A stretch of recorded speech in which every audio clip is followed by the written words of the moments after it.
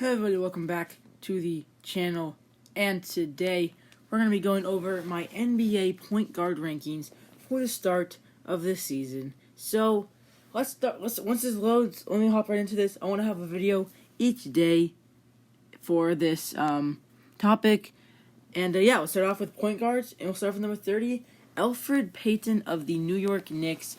Elfrid Payton has not started in the last couple games. It's been Derrick Rose starting for the New York Knicks, but Payton's fallen in the lineup because of his inefficiencies. 25% from three, 45% from the field. Pretty poor. He's dropped minutes. He's averaging 12 points a game total, or 11 points a game, or 12 points a game total. Pretty solid numbers, but he's going to keep moving on the rotation and become more of a role player as Emmanuel Quickley and Derrick Rose are starting to become the two main guys in this team. I did not want to make the video just because of Elfrid Payton. So let's move on to number 29. It's Dennis Smith Jr. of the Detroit Pistons. Now, you got traded from the New York Knicks for Derrick Rose and a second-round pick as of late. And we will see how good that turned out to be a trade. But so far, he's been better. He's averaging 3 points a game, but that's only 9 minutes. That's overall stats. For the Detroit Pistons, averaging 11 points a game, playing a lot better basketball for those guys over there down in Detroit. He's shooting the ball 20% in the field, which is really, really poorly, awful. But he's turned around in Detroit. Like I was saying, he's been actually a lot better in Detroit than he's been anywhere else. So it's just you love to see him getting those minutes in Detroit. He wasn't getting in New York or Dallas. So Dennis Smith Jr. at number 29. Number 28, Cole Anthony of the Orlando Magic, averaging 11 points a game. 37% from the field, 35% from three. He's been very, very inefficient, which you hate to see from a guy like Cole Anthony. But he's a rookie. That's going to happen. You expect that. It's going to happen to rookie point guards. So it's not too big of a deal, but he's not stepping around. I wanted him to have a mentor, like even a Markelle Fultz. Not really a mentor, but if they kept DJ Augustine, I wished he would be a mentor. But it's okay. He'll turn it around. Once he finds his efficiency, kind of like Killian Hayes before he went down with an injury. It'd be cool to see him become a star and shine in the league someday, because he's been a fun player. It's not looking like a pretty solid pick from the Orlando Magic. So Cole Anthony at number 28. Number 27, Kobe White. This is crazy to say. Kobe White is the 27th best point guard in the entire NBA. He's averaging 16 points a game on 40% from the field, 35 points, and on a near playoff team. Now, there's just so many good points in the entire NBA. I know people are going to say I'm hating on Kobe White. I'm not. He's kind of inefficient. He's got to step that problem up. He's not going to three ball better than he normally has, but he's still been a solid NBA point guard. There's just so many good point guards that I can't put him any higher than 27 because he's been a little inefficient. So if he can step that up, averaging 16 points, 5 assists, which is solid stats, 5 rebounds as well. He's been basically a combo guard. He can play the 1 or the 2. Zach LaVine knows normally the 2. He normally runs the offense, and it's good when he controls the offense. They actually have a very, very solid offense when he's out there controlling and running it like a true leader. And so let's see what he ends up doing the rest of his career. And I think he's stepping up his efficiency. All he needs to do is his efficiency. So he should definitely be able to become a all-star caliber point guard in the NBA someday down the line here. Number 26, it's Patrick Beverley. Now, the reason he's ahead of guys like Kobe White is because of his defense on the floor, man. This kid does all the little things. He does everything right on the defense side of the ball. He's a beast down there. And I made a post that T.J. McConnell's 11th steal night was like a Marcus Smart type of game. But people were saying, no, Patrick Beverley, his energy is unmatched. Which is true. I forgot about Patrick Beverley. Disrespectful for me, honestly. And I'm sorry, Pat Beverley. You were one of the most important defensive players on the Clippers. I know they have a lot of important defensive players because they're the Clippers, because they have Paul George, Kawhi Leonard. But he's just so good now. Will he get you wins? Yes, but not enough to put him even any higher than number 26 on this list. So let's move on to number 25. It's Dennis Schroeder, as Flight Reacts calls him. Dennis Schroeder of the LA Lakers. He has had a pretty solid season. He's been very, very good for the Lakers, actually. He's been one of the more underrated, important pieces to the team that no one really hears about. 14 points a game, 43% of the field, 37% free, 4 assists. He's been a huge passer that LeBron can pass to. And he's in a big role in this Lakers team, more than we've expected, more than we've thought of. Dennis Schroeder has been really, really good, and he's been injured. They've been inconsistent. They've lost some games with him and AD. I know AD's been out as well, but the thing is, he's not going to equate you with wins because he's on such a good team, but he still is a super important player. If he's going, it seems hard to beat. That's why guys like DeJounte Murray at number 24 are going to be ahead of him because he equates wins for the Spurs. Without DeJounte, I think the Spurs team would not be as good as they are. I mean, that's you got to think about that. They're a very, very balanced team. He's averaging 15 points a game for the Spurs on 45% of the field, 30 from 3, 5 assists, 3 rebounds. Really solid stats all around. He's a really, really solid defender. One of the best defenders in the entire league. Him and Devin Vassell could be a scary duo in the backcourt once DeRozan retires and Vassell gets his chance. That could be maybe the best defensive backcourt in the league because Devin Vassell and him are both insane defenders. He's making All-NBA first team for defense at some point in his career. This man has all-star potential. If he gets his offensive game down and his defensive game stays high-key, he could become one of the best point guards in the entire league. Number 23, it's Darius Garland of the Cleveland Cavaliers. Now, he started off his rookie season pretty poorly, but this year he's came around and averaged 16 points a game, 5 assists, 6 assists, a steal, 2 rebounds, and he's been pretty efficient. 44%, 38% from 3. Now, I say 44% or above is what you need from a point guard. At least 44%, which is still on the brim. So we still have a couple problems here and there, but it's still solid stats from Darius Garland. Now, he's been a great guard with Colin Sexton. That's going to be your backcourt for a long time there in Cleveland. If you're Cleveland, you're happy you drafted him at 5. Honestly, he's playing like such a solid. Or was it 3? That might be an overpay at 3. But still, he's been so solid for you guys down the line here. And it's just been fun to see him come. Yeah, 5. Come out and see him ball. Averaging 16 points a game. He's hitting the 3 ball pretty efficiently, 36% from 3. And he's just been a super-duper solid guy out there alongside Colin Sexton. And I love to see him out there balling. You know, that's what he does. Darius Garland. Number 22, it's Lonzo Ball of the New Orleans Pelicans. He's averaging 14 points a game on 42% of the field and 30% from 3, but he's averaging 5 assists, and he's been a huge playmaker for Zion and B.I. Now, he started off the season so slow, that's why his numbers still look pretty poor, but I have faith he will turn it around, he will step it up right here, right now, and he already has started doing that, so I think he is still slightly below I think his brother has barely passed him now. Yes, I believe that LaMelo Ball is slightly better than Lonzo Ball, but I'm not a LaMelo Ball hater or a Lonzo Ball hater like some people are. And I love to see Lonzo come out here, hit the 3 ball 30% of the field. That's solid, above league average from 3. That's what you love to see from Lonzo Ball, a guy who could not shoot early in his career. He could not shoot. So I love to see him come out here and become a 3-point shooter and a playmaker, and he's getting Zion the ball. He's getting Zion the ball, which is huge, and Zion's going out there feasting because of Lonzo as of late, and I love to see Lonzo Ball be a good player for the New York Pelicans. Number 21, Kemba Walker. Kemba Walker at number 21. Now, this is an interesting one because if you told you last year that Kemba Walker's the 21st best point guard in the NBA, you'd call me crazy. All-star starter. Well, this year, averaging 18 points a game, you're like, whoa, 18 points a game, that's really, really solid. Yeah, but A, there's so many other good point guards in the league. And B, he's shooting 38% from field. He cannot close out a game. He's been so unclutch. He's been inefficient as heck. 36 from 3. He's not playmaking at all. He's not playing defense, so he's not scoring the basketball. He's inefficient at the end of the day. So, he needs to find his efficiency to get back to that role that we know he can be, Kemba Walker, the beast on the other side of the ball. But if he's not efficient, he's not out there playing. And I think Marcus Smart can come back and literally start over Kemba Walker. I think Marcus Smart is slightly better than Kemba Walker as of this point, but Marcus Smart's not a point guard, so you'll not be listening to this video. But still, you love to see Kemba Walker started turning around a little bit, but there's no flashes that he's going to ever get back consistently to what he used to be.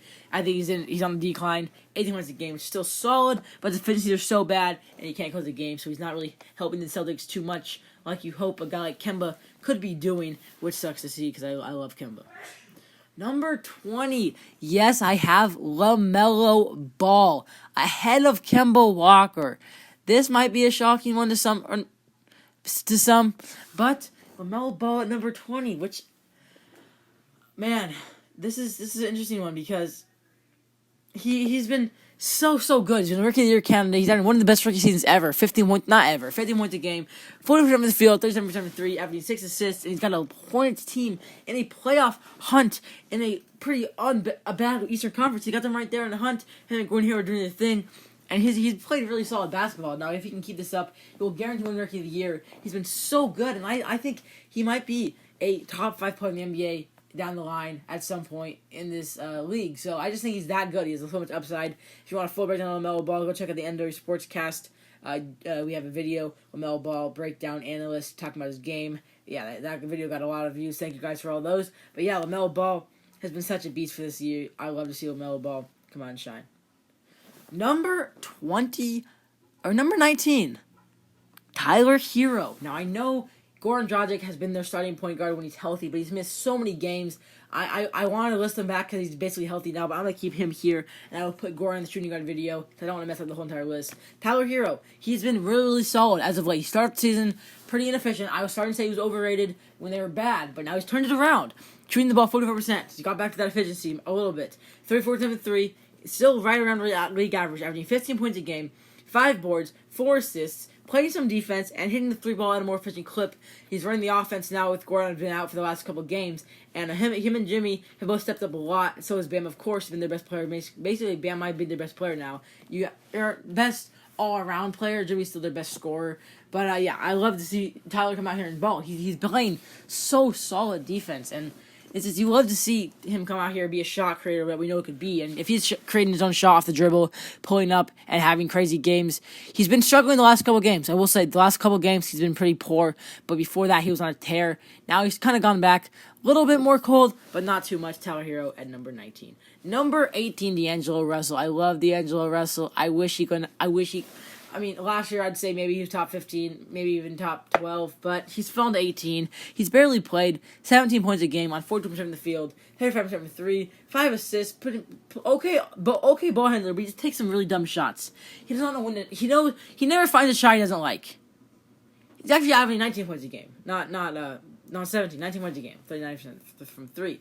He just doesn't find a shot he doesn't like. He's shooting the ball pretty efficient. He's out a solid clip, but the team is terrible. And there's a lot of point guards that are just as good as him on better teams. That's why he's pretty low. And he just is not afraid to shoot the ball. That's his biggest flaw. If he can start passing up shots and becoming a playmaker with Cat, and if they can never get in the 4 together, he can climb up this list a lot. But for now, he's number 18. Number 17, John Wall. Now, John Wall has been solid this year. 21 points a game. 42% from the field, 34% from 3.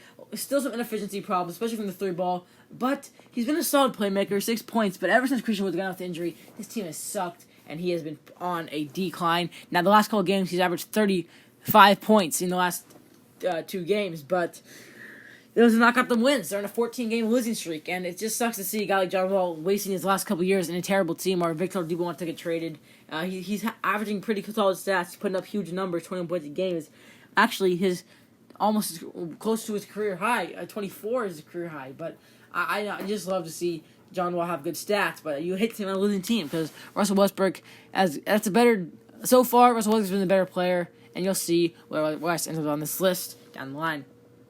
Number 16 actually. We're up 16. Drew Holiday of the Milwaukee Bucks, averaging 15 points on 50% from the field. The first actual efficient point guard of the entire video. 36% from the 3-ball. And averaging 4 rebounds, 5 assists, a steal, and a block. He does everything for the Bucks. If he's been out for COVID some games, they were bad. He's became back. They're actually even good as of late. He's been so. This has been such a solid trade for both teams because the Pelicans got picks, and who else did they get? Picks and Bledsoe. Bledsoe's not a good piece, but they got picks, and the Bucks got Holiday, who's been so good. He is the key to this team's success. If he's on and he's running the offense and he's playing insane defense like we know he can do, this team can be a solid championship contender team with Middleton on, Giannis on, of course, and Drew Holiday being that guy to play defense, get you 15 on the get you 15 buckets, and he hit a game winner against Memphis.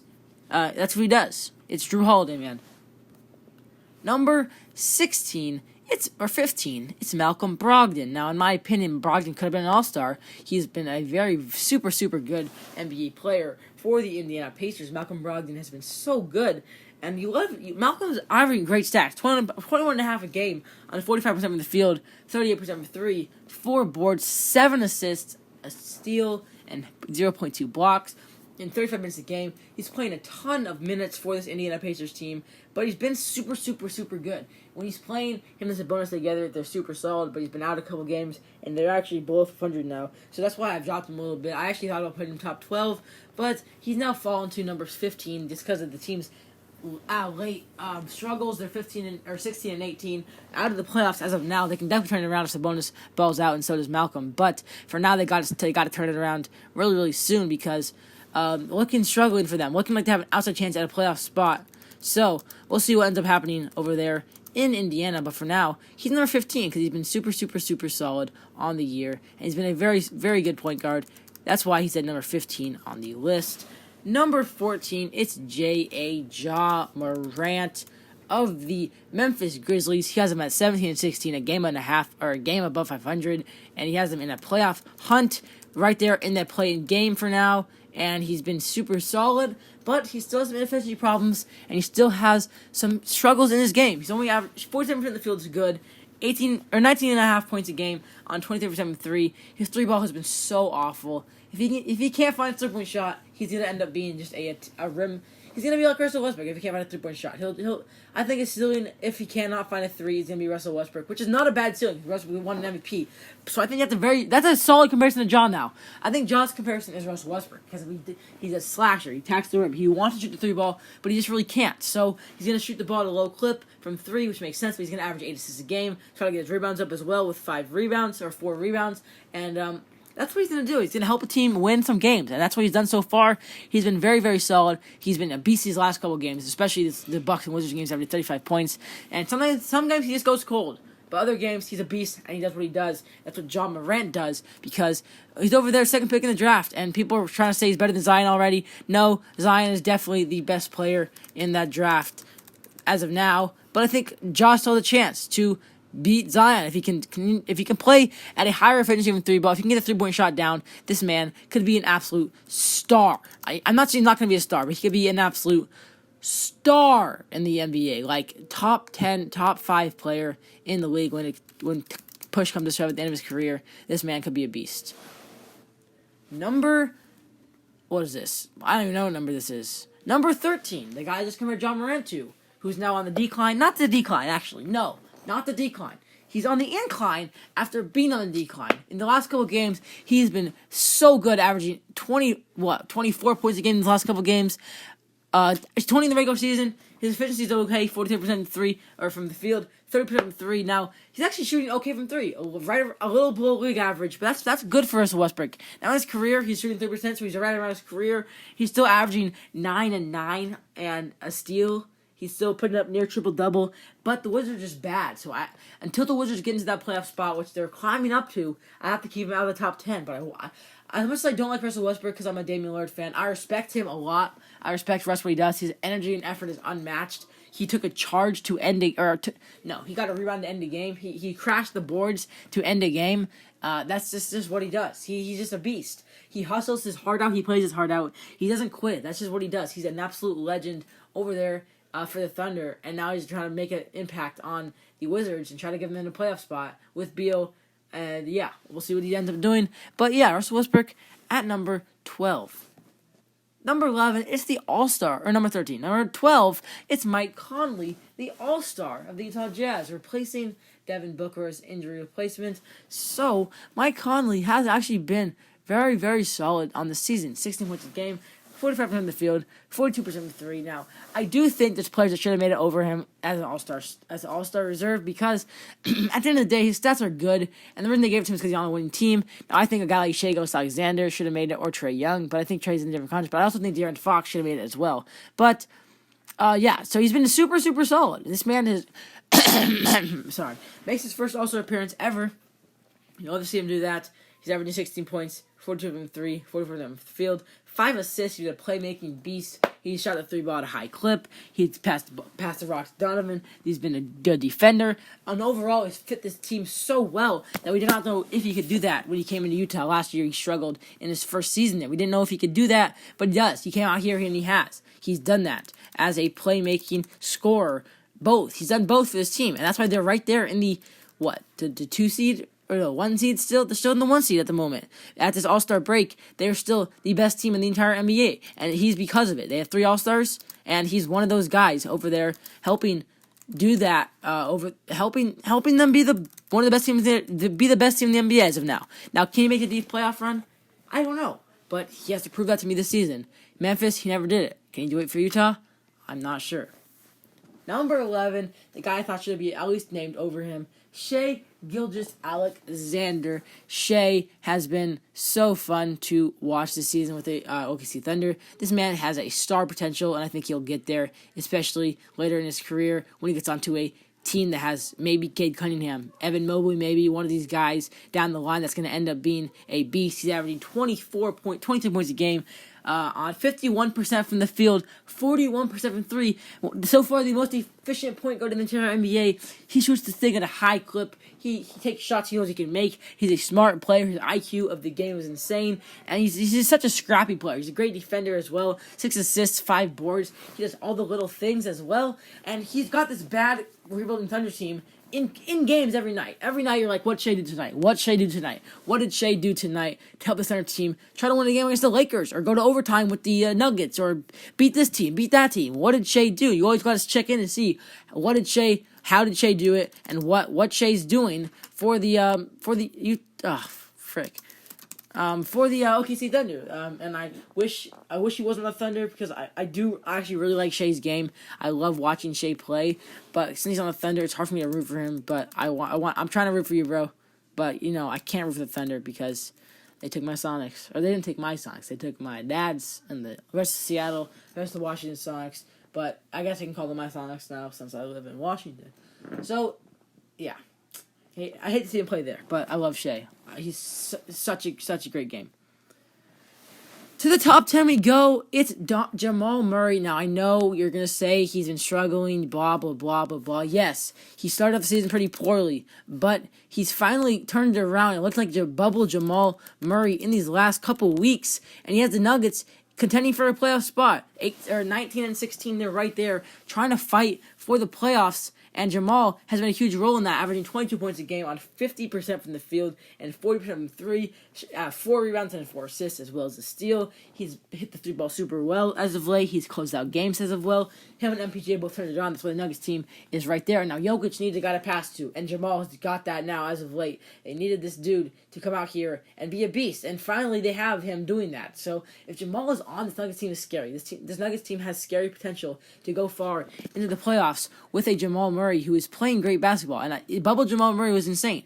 And if we can see that consistently throughout the regular season, then he could be absolutely a beast. He's playing a lot of time, but it's okay. He'll continue to step up and be an absolute legend if he in Nuggets history if he can continue to play at a super high efficiency and get better every single year. Number 9, Kyle Lowry. Now, yes, his stats don't show too much. 18 points a game, 45% from the field, 40% from 3, 7 assists and 5 rebounds with a steal and 0.2 blocks. Now, the Raptors are right around 500 in a playoff spot, and he's been a beast. I think he could have deserved to be an all-star. Some guys wanted him to be a starter. Now, I didn't expect that, but he's been a super good NBA player. Don't get me wrong, and I think he definitely was all-star deserving. Maybe not all-star caliber, maybe not all-star deserving, but definitely all-star caliber. And he's just one of those guys that does all the little things right. He does everything. He's Marcus Smart 2.0. Or, no. He's Marcus Smart, but better offensively. That's what he is. He's Marcus Smart who can average 18 points a game. I think Marcus is averaging like 14.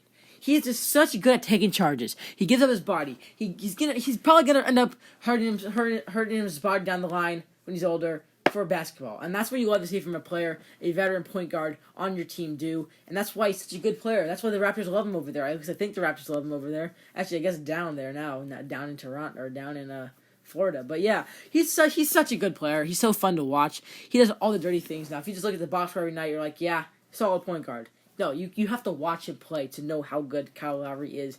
He's one of those dudes that will do it all. Number 8, Trae Young.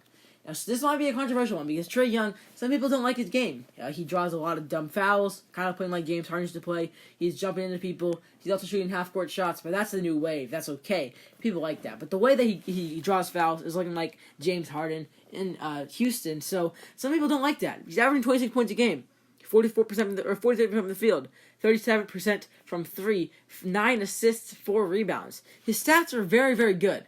The fact that he wasn't an all-star, even though some people don't like his play style, is kind of weird to me. He's been so good for the Hawks. Now, Hawks aren't a good team. They're trying to find a way back into that play-in game. It's probably not going to end up happening, but he's trying to give them a late push, and he's trying to help his team win, but it's hard when guys are always injured and or John Collins is controversially not playing or wants a contract extension, blah, blah, blah. They kind of picked it up now. Gallinari's played great basketball, and this man he's trying to be like Curry a lot, and his 3 balls gone down in efficiency since last year, 37%. Actually, no, it's been around the same.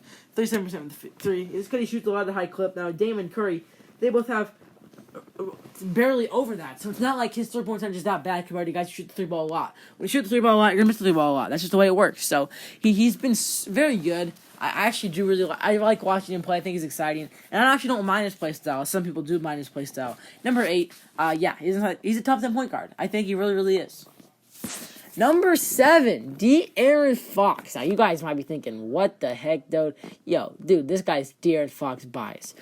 No, I'm not De'Aaron Fox bias. As much as I love De'Aaron Fox, he is so good. 23 points a game on 47% of the field, 35% from 3, 3 rebounds, 7.5 assists with a steal and half a block a game. Tell me that's not great top 10 point guard numbers. Tell me how Mike Conley makes also came over that. Now, yes, you can say winning team. That's why Conley made it, because the winning team.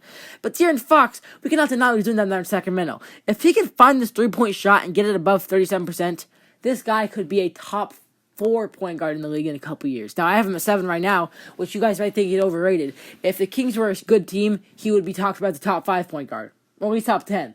And I'm already talking about him because I love De'Aaron Fox, but I'm going to say the truth. He is that good. De'Aaron Fox is that good of an NBA point guard, and he's efficient. And one of the more efficient players in the point guard. He is a playmaker. He gets the ball to Halliburton. He gets the ball to Bagley. He gets the ball to Buddy Hield. He does everything right for this Kings team. Now, they're trying to find a way into a playing game. I'd love to see them be a playoff team, my guy De'Aaron. But this man is so good, and he plays some defense. He's swiper. He gets steals. He's so fast. He's one of the most athletic players in the league. So fast what he does for the Kings. And that's why he's a top 10 point guard. Number 7. Yes, I think De'Aaron Fox is that good. Number 6, it's Ben Simmons, averaging 16 points a game on 58% from the field, and actually only 29% from 3. Better than normal, because he's made 1. I think he's like 1 for 4. No, must be 2 for 7, something weird like that. He doesn't shoot the ball at all. We know that. We know that Ben Simmons is not going to shoot the ball. The reason that he's so good is because of his defense and his playmaking. He's averaging 7.5 assists on a steal and a half with a block.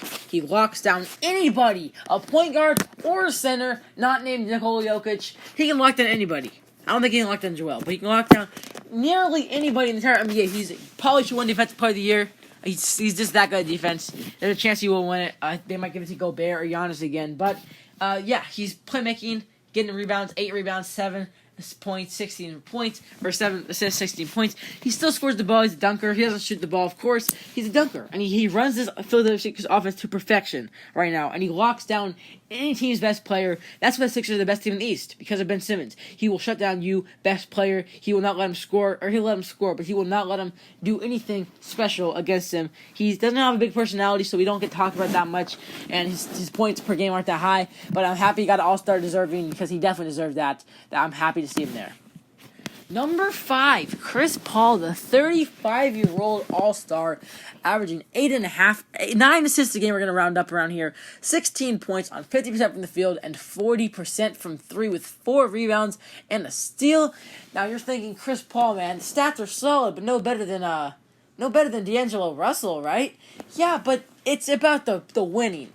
He goes to a Phoenix team fighting for a playoff spot. They make a couple changes. A couple guys get a little bit better, and what does he do? He turned his team into a championship contender. Everywhere he goes, the team gets better. He goes to Charlotte, he gets drafted, team is better.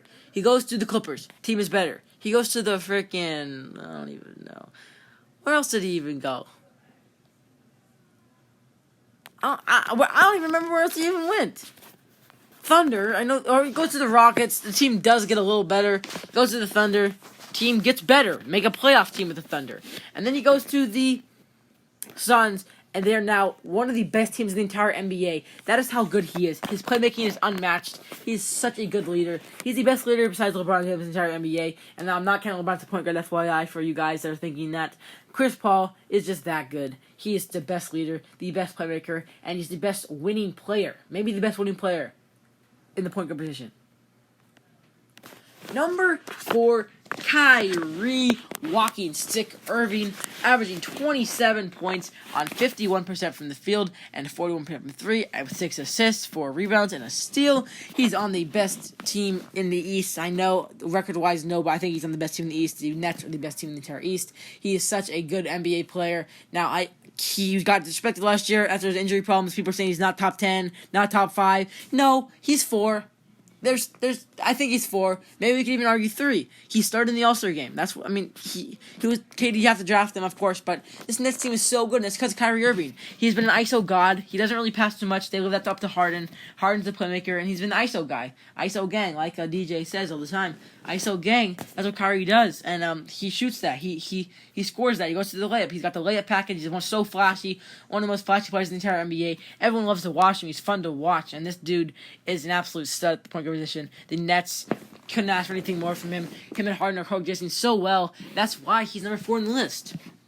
Number 3, Luka Doncic at number 3, averaging 28 points, 9 rebounds, and 8.5 rebounds and 9 assists with a steal on 47% of the field and 35% from 3. His 3-point shot's been a little off lately.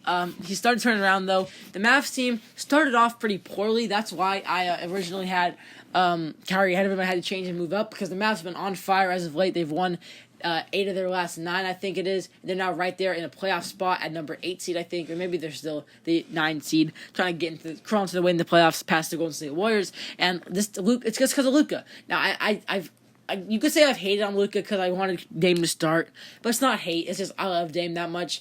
I think Dame is still a little bit better, and you'll see in a second here. But Luka is just so good. You can call him a stat patter though. I think you could call Luka a stat patter. He gets his rebounds, he gets his assists, but at the end of the day, he's trying to become a winning player. That's what he wants us to know him for, and that's what he's trying to get his legacy to be, a winning player. And so far, he's got a 17 on his belt. Let's see what he does this year. If he can turn it around and continue the success after the All-Star break. Number 2, it's Damian Lillard. Damian Lillard at number 2. Yes, I know my Blazers fans are going to be mad, and my Warriors fans, if you have any, are going to be happy. I have Stephen Curry slightly above Damian Lillard. Dame and Steph, 1 and 2. Those two are probably... These two are the best point guards in the league. You can't argue that. Dame, I do believe, is more clutch than Stephen Curry. I will say that. Damian Lillard is more clutch than Stephen Curry. I can argue that. I'm going to say that. Damian Lillard is averaging 30 points a game, 44% from the field, 45% from the field, 40% from 3, on 8 assists, being a playmaker, being a leader. No CJ McCollum. No use of Nurkic the last couple of games. He has us at the 5 seed at 21 and 14. We had a nice little 3-game win streak after a 4-game losing streak before a 6-game win streak. So we're a streaky team. Dame has mostly been consistent. He had 44 against the Kings. He exploded in the fourth quarter. Every fourth quarter, you have to watch Damian Lillard. You have to watch him play. He's going to do something crazy. It's going to happen. And he's just that good of an NBA player. Damian Lillard is such a good NBA player, bro. He's so fun to watch. He can pull from the logo. And we saw in the All-Star game, Flight was like, anything you can do, I can do better. People were like, Curry matched Dame. No, Dame did it first, though. Curry was like, oh, dang, Dame did that. I got to copy him, and I have to become a player just like Damian Lillard. So Stephen Curry, I have him number 1 right above Damian Lillard, but Damian Lillard has such a good case to be number 1. Now, I know I'm going to make some Blazers fans mad with this, but Stephen Curry is still slightly better. He's still the best point guard in the entire NBA, averaging 29 points a game, on 47% from 3, 47% for the field, 41% from 3, and 5 assists, and he's done this all without Klay Thompson. I said Dame has no McCollum, no Nurkic. He has no Klay and no Wiseman for part of the season. He's missing a lot of players. Stephen Curry is still the best player in the NBA. We saw him win the 3-point contest. We saw him hit, 3 threes from the logo in the All-Star game. And Dame did that too, but Stephen Curry at number 1 right ahead of Damian Lillard. Those are 1 and 2. I don't think you can argue Luka to be there. I think Luka's a solid 3. But yeah, that's my list. Top 30 point guards in the NBA. Thank you guys for watching. Subscribe if you're new. Like the video. Comment your thoughts if I got this right or wrong. Well, I think I got it right, but maybe you think I got it wrong. Well, tell me your opinion. And yeah, subscribe to the channel if you're new. Like the video. We're at 176 subscribers. Help us hit 200 soon. Peace.